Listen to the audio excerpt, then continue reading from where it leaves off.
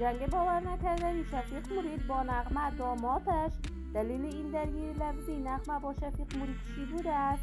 افشای حقایق و رازهای بزرگ پشت پرده زندگی نغمه از طرف شفیق مرید فاش شده است.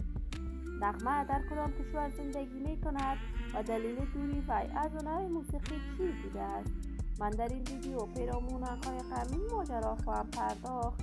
پس در ادامه با کانال دنیای اینفو باشید.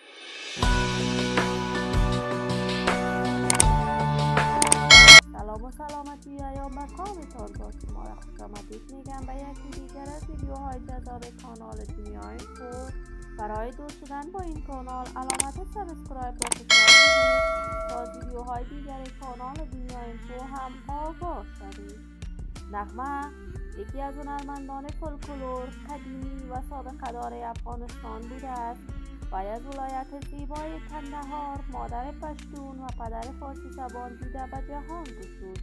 نغمه از جمله اولین دختر خانمانی بود که در زمان خودش رو به هنر موسیقی آورد و برنامه‌های مختلف موسیقی برای دوستداران و طرفداران هنرش در افغانستان برگزار می‌کرد.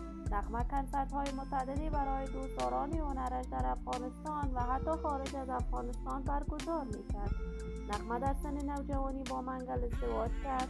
از منگل دارای 5 فرزند میباشد.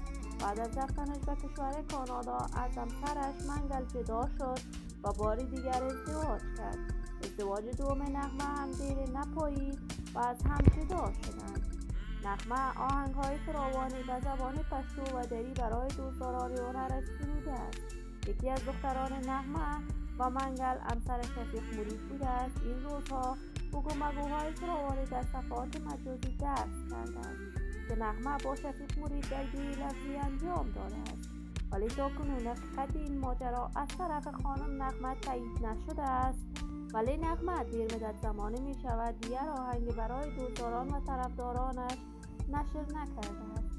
من آرزوی موفقیت، سعادت و خوشبختی برای این بانوی هنرمند از بارگاه عزت الایزال تمنا دارم. همراهان و دوستداران عزیزم، شما هم نظریات نیکتان را در بخش کامنت با من شریک بسازید. این ویدیو را با علاقه‌مندان و طرفداران نغمه و شفیق مرید به اشتراک بگذارید. اگر تا هنوز عضو کانال دنیای اینفو نشدید، پس برای عضویت با این کانال علامت سابسکرایب را فشار بدید. صحت و سلامتی برای شما خوبان از بارگاه عزت الایزال تمنا دارم. تا درودی دیگر همه‌تان را به علای منان سپرده موفق و کامگار باشید.